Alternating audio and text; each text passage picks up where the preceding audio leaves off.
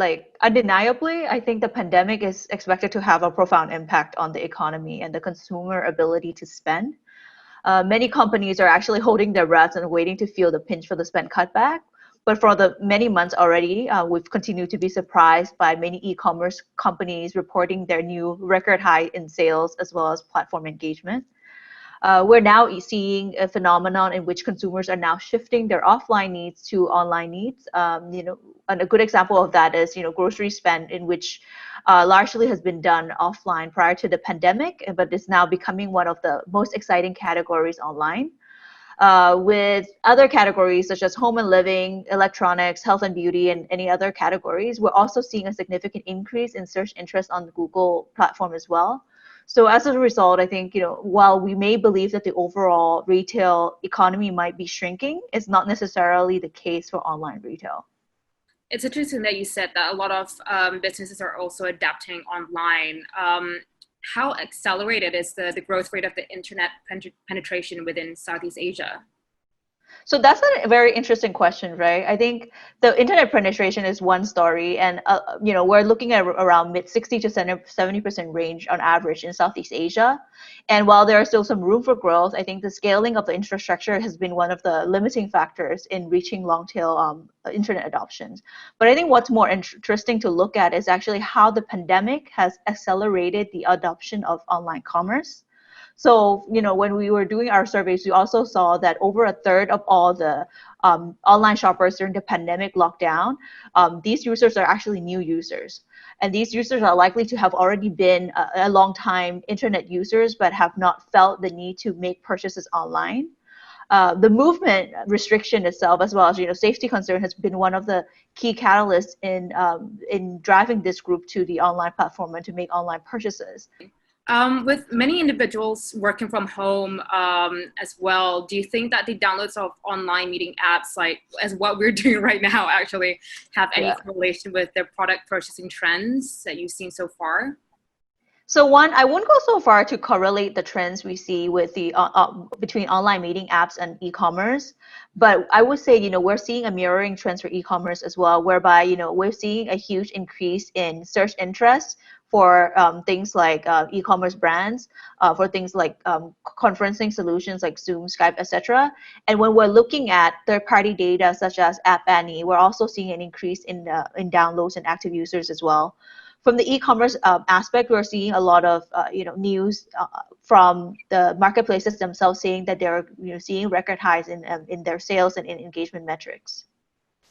Going back to what you mentioned just now with regards to rural areas and urban areas in terms of online penetration, how does that actually compare? Do you think there's been a tremendous shift in terms of internet usage in these remote areas as well? I think obviously, the internet penetration has always been there, even in the non-urban areas, but might be lesser to a lesser extent, right? The remote areas, it might be harder for internet penetration to be there. But for people who already have internet penetration, what is surprising there is that we're seeing more sophisticated usage of internet. Initially, when we see people coming on, the sophistication in using in ways they're using the internet to get information, etc. So what we're seeing now is just an evolution of like how they are using the internet for their everyday lives. Great. You mentioned about sophistication in terms of using their internet. What are the new online advancements businesses can soon implement to pivot their businesses online? First of all, having the online presence is fundamental to surviving the pandemics.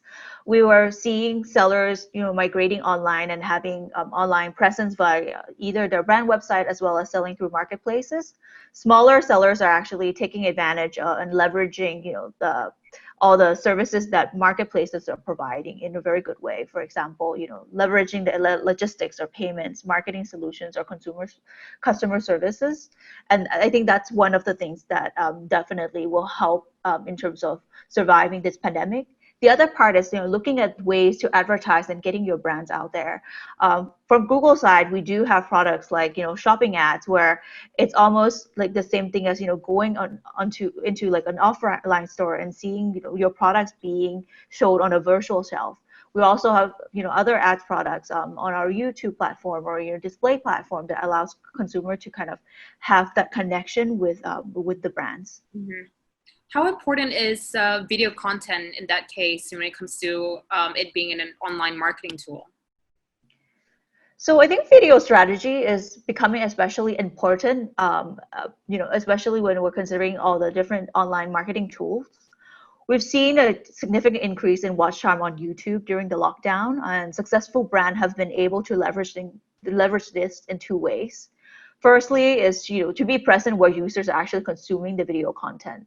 For example, for a video platform like YouTube, where when consumers are watching various different contents, this allows brands to be present when they are spending their time and their attention. For example, when they're showing an ad when they're watching how-to videos online or watching a soap opera reruns.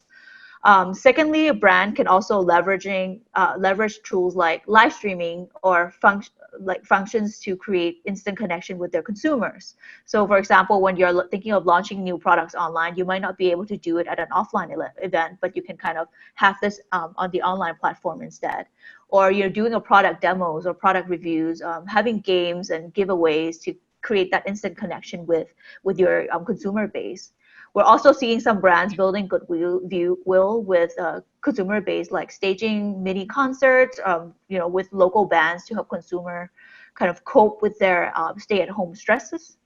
All in all, I think video consumption is and video content is becoming a very important vehicle in fostering this relationship between brands and consumer, and it's going to be one of the recipe that really sets brand apart from one another. Main Google trends within the region. In terms of the main Google trends within the region, it's quite interesting. As I mentioned, like it's almost like a Maslow hierarchy of needs, and we're seeing consumer behavior and consumer needs evolve over time. So at the beginning of pandemic, when we were looking at the trends, we saw a surge in interest for basic necessity, things like hand sanitizer and masks, or online groceries. So things to keep themselves healthy and keep themselves protected from the pandemic. But as consumers become more and more comfortable with living with this pandemic, we're also seeing an evolving needs in the things that they look for. So we're seeing more of like entertainment content and workout routines being searched for. And as the duration of this pandemic even persists further, we're also seeing new kind of habits and hobbies develop. For example, a lot of people are now becoming plant mom and dad. Right. We're also seeing DIY things like clothing masks or how to make your own hand sanitizer. But what I think was really interesting is when I was looking at the consumer electronic trends. So in the beginning, we're seeing more of the necessity gadgets like computer, laptops, mobile phone, things that is needed in order to function at home. But then as we see the time lapse, we're seeing like needs for cooking appliances. And this starts from, being like a need for a blender into like now like an air fryer and now even like, pressure cooker. And now with the most recent trend in electronics, for example, right, we're seeing home automation. So I think this speaks to the endless evolution of what consumer may need in this area. Yeah. Like, like kitchen and dining, like all the basic utensils, pots, pans being the initial like spikes in, seeing initial spike in searches. And then it kind of like move further to like more of appliances, how to like become more sophisticated. How do we make cakes? How do we make bread? Like, so we see a lot of that. And then now it's more of like, okay, now that my home is nice, how do I make it even nicer? So you started to automate things and, have smart lights, have like smart devices, making sure everything connects, right? In terms of fashion, do you think that there's been a market shift in terms of how we spend on clothing? In fashion, okay, so the one thing to note is that most people say during the pandemic fashion actually declined. I would say yes, overall the apparel industry has kind of like saw like an decrease in search interest, but not in all categories. So there are some pockets of opportunity of the categories that actually saw like a sustained over time and also see an increase. For example of that is undergarments or pajamas, because people are spending more time at home. They want to be comfortable, and this speaks to the overall comfy theme that we've seen across the globe. Right. This is something that they kind of maintained during the pandemic.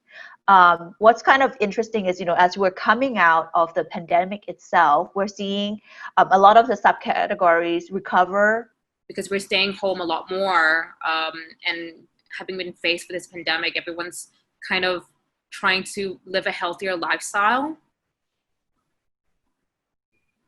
I think definitely we're seeing more trends on like in terms of self-care. I think healthy eating is one thing, keeping yourself clean with hand sanitizer. We've also seen a huge increase in soaps and cleaning products as well.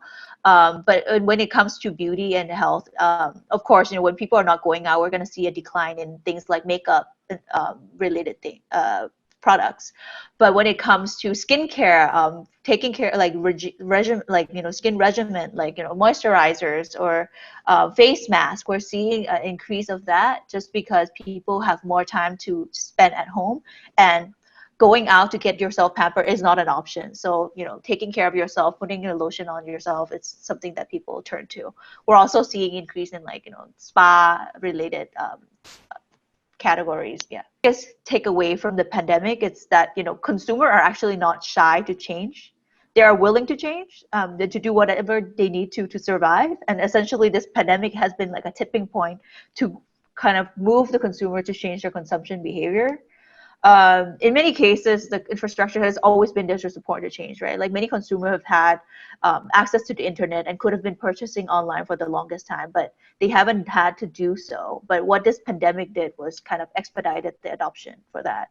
And I guess in the same way, while consumers are forced to change their consumption behaviors, sellers also need to change the way they do their business in order to kind of thrive in this new normal.